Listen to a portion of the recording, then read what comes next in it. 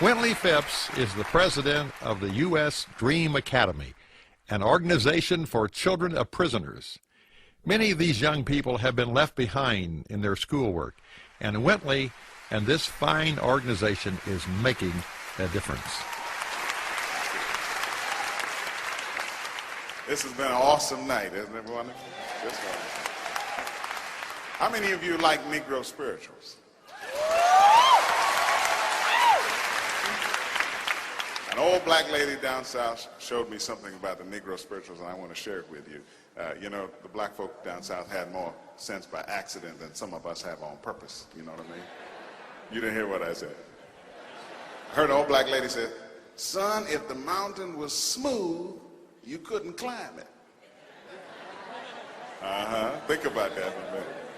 But did you know, she said to me, did you know just about all Negro spirituals are written on the black notes of the piano? This is absolutely true. You can go home tonight and play almost any Negro spiritual, just play the black notes on the piano. You look skeptical. Now, you can't see it out there, but I want you to watch. Watch. There are 5 black notes on the piano.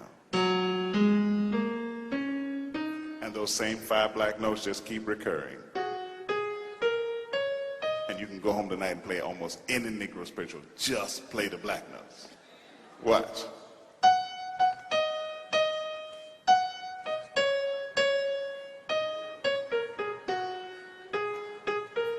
You know that? Every time I feel the spirit. Just black notes. Watch this.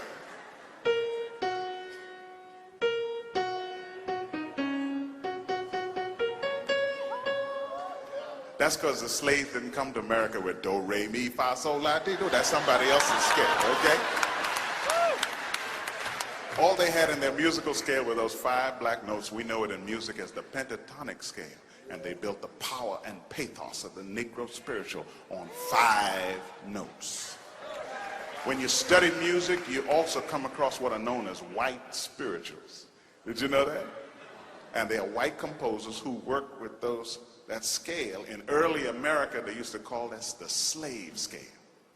And I'm going to play for you what some musicologists think is the most famous white spiritual built on the slave scale or just the black notes.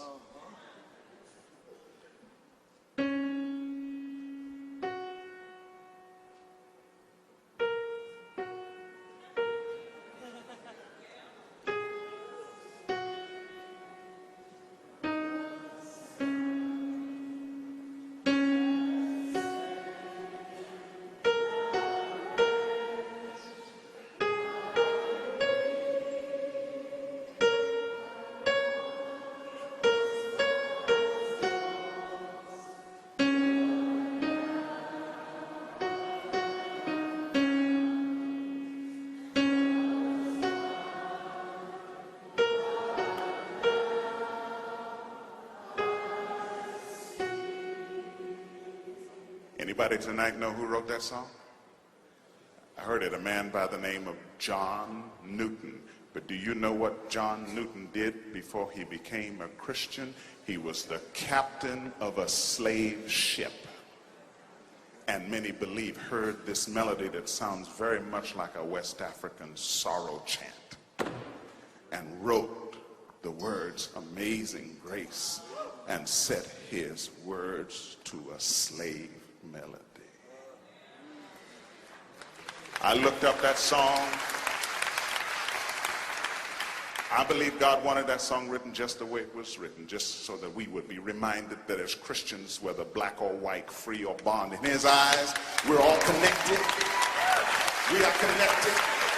And we are connected by God's amazing grace. Hallelujah! We are connected by God's amazing grace. Woo!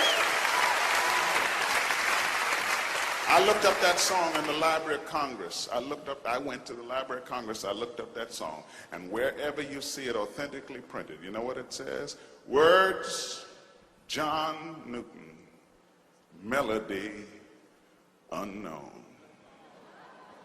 Tell the Lord, when I get to heaven, I want to meet Abraham and Isaac and Jacob, but boy, I want to meet that slave called unknown.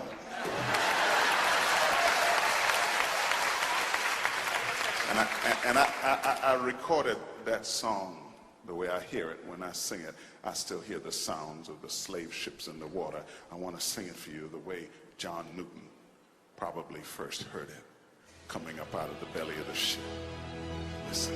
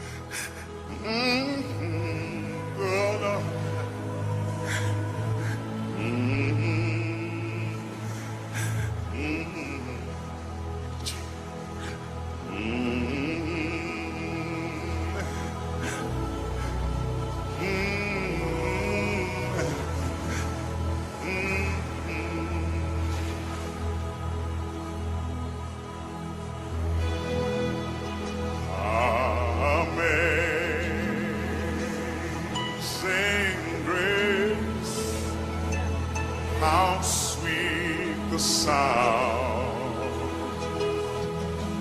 that saved a wretch like me. I once was lost, but now I'm found. Was blind, but now I see.